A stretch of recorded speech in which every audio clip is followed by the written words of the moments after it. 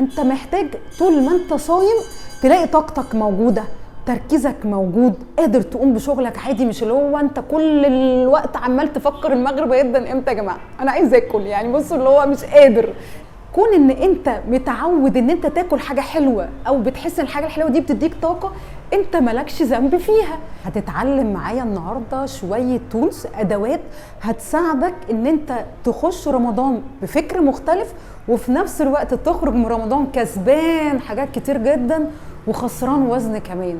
انا بقى هغششكم كمان انا بعمل ايه علشان تفضل طاقتي الحمد لله موجوده من اول الفجر لحد المغرب، تركيزي تمام والدنيا تمام وزي الفل في التوقيت ده. شكرا يا فندم، انت مش محتاج اي حاجه تاني. يا اهلا وسهلا، عاملين ايه؟ يا رب تكونوا بخير. خلاص رمضان ايام قليله وتفصلنا عن رمضان، كل سنه وانتم طيبين، رمضان كريم يا رب. النهارده بقى لازم نكون موجودين بشكل مختلف.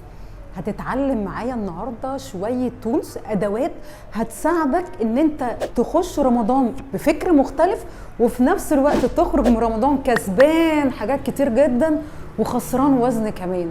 هنعمل المعادله دي ازاي؟ ده اللي انا هقوله بقى في حلقه النهارده. لازم بقى يبقى في فكر مختلف، هيلث كوتش بقى يا جماعه. طيب انت محتاج ايه؟ انت محتاج طول ما انت صايم تلاقي طاقتك موجوده، تركيزك موجود، قادر تقوم بشغلك عادي، مش اللي هو انت كل الوقت عمال تفكر المغرب هيبدا امتى يا جماعه، انا عايز اكل. يعني بصوا اللي هو مش قادر يا جماعه المغرب انا مستني، لا تبص اليوم عدى عادي جدا وانت 100 من اول الفجر لحد اذان المغرب.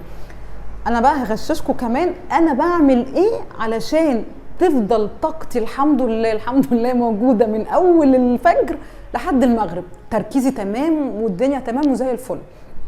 بص بقى، احنا عايزين وانت صايم اولا جسمك بيكون محرقه دهون، المناعه هنشتغل عليها كمان، هنعليها اكتر. هي اوريدي هتبقى عاليه بسبب الجروث هرمون او بسبب عدد ساعات الصيام اللي احنا بنكون صايمينها. حلو كده.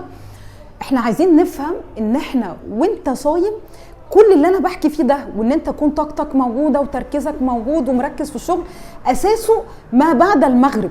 يعني الوقت اللي احنا بنبدا ناكل فيه لحد اذان الفجر هو اساس تاني يوم هيبقى عامل معاك ازاي. هل طاقتك هتبقى موجوده؟ هل تركيزك هيكون موجود؟ هل بتفكر في الاكل؟ ايه قصتك بالظبط؟ وبناء عن كده هناخدها واحده واحده. هنفهم مع بعض الاول النوم، المفروض نعمل ايه في النوم، الاكل بتاعنا، الحلويات. انا عارفه كلكم بتحبوا الحلويات وبتبقوا هبطانين طول الصيام ومستني تاكل حاجه حلوه بعد الفطار. هقول لك هنعمل ايه، مش هحرمك من حاجه لان انا بقيت فاهمه ان ده غصب عنك.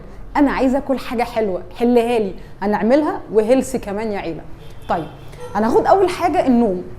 مهم جدا ان انت تبقى فاهم ده، حاجه مهمه جدا عشان الطاقه والتركيز اللي انا بتكلم عليها في النهار.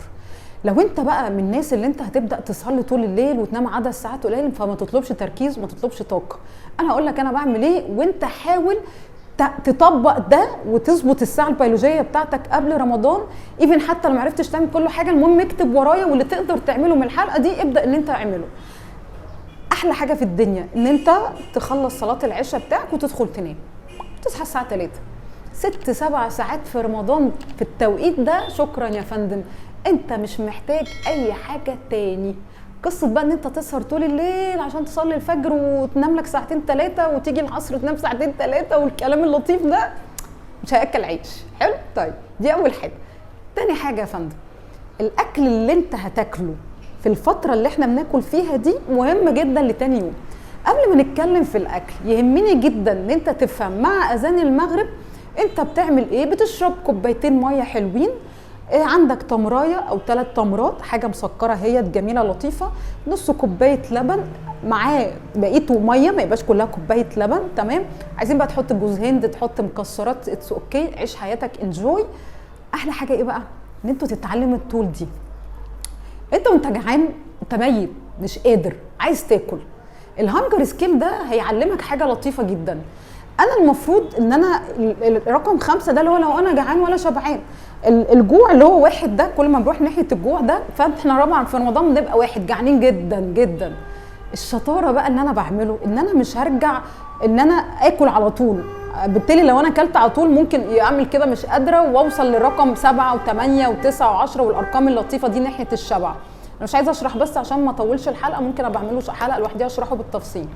طيب فانا بعمل ايه؟ انا عارفه ان انا جعانه جدا وفي رقم واحد، فانا عايزه اقلل الجوع سنه، بحيث لما اجي اكل الوجبه الرئيسيه بتاعتي ما اكلهاش وانا ايه بقى مش قادره اكل بسرعه، فاكل كميه كبيره واكل ويجي لي بتاع كده وما اعرفش اخش انام. تمام؟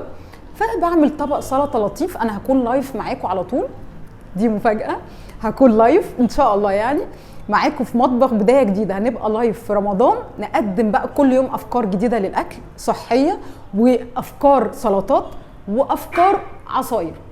ماذا نحن فاعلون؟ سلطات، افكار حلوه جميله تساعدنا في رمضان، وحلويات، وكمان عصاير، وافكار اكلات. اعمل ايه؟ ما فيش بعد كده بقى، مش حرمانكم من حاجه اهو ان شاء الله. لان طبق سلطه لطيف، الواناته حلوه، ممكن احط فيه شويه بروتين لطاف كده، اكل تمام، قللت الجوع، بدل ما ابقى واحد بقى 3 مثلا بقى 4، فانا قربت خلاص اهو من حاله الشبع.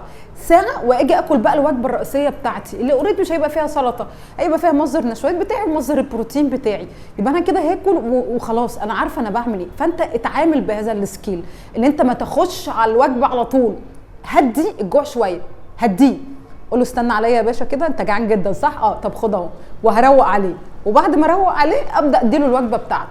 تمام قوي زي الفل. عملنا ده عملنا ده واكلنا الحمد لله، وعرفنا ان احنا اساسي بروتين معانا، واساسي الخضار والمصدر النشويات ما عنديش مشكله خالص فيه.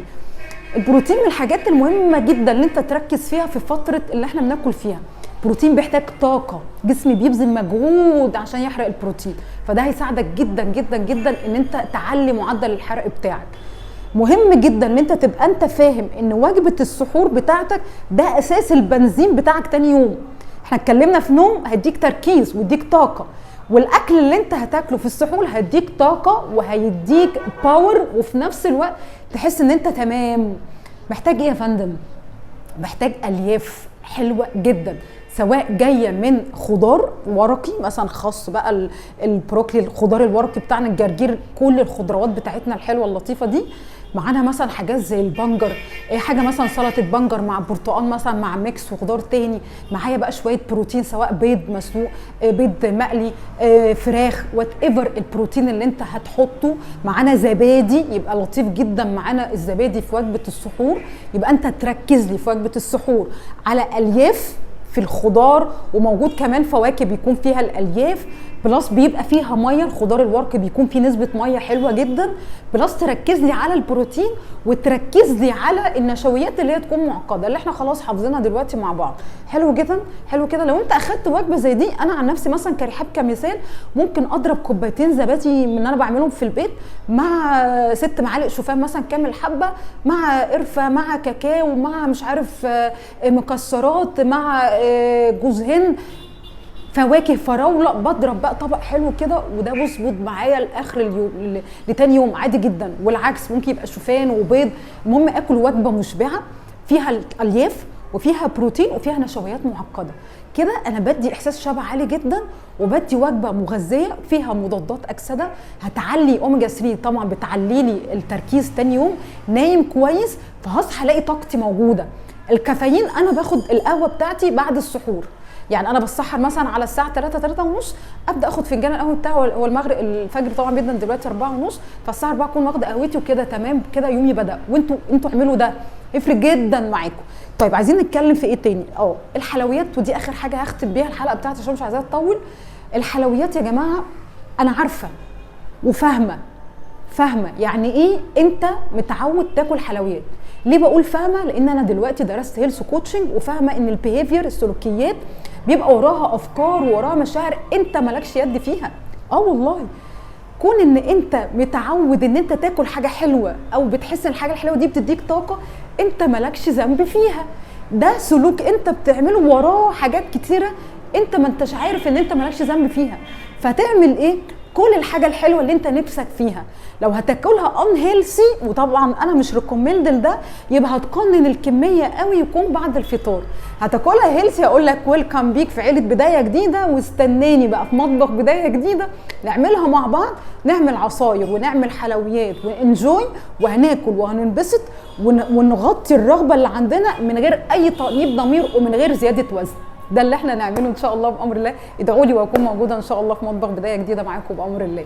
كده حلقتي خلصت يا عيله، اتمنى يا رب تكتبوا اللي انا قلته ده، ولما تنفذوه هيفرق كتير جدا معاكم في رمضان. دمتم دايما سالمين، ودايما يا رب اقول اني اسالك علما نافعا ورزقا طيبا وعملا متقبلا. السلام عليكم.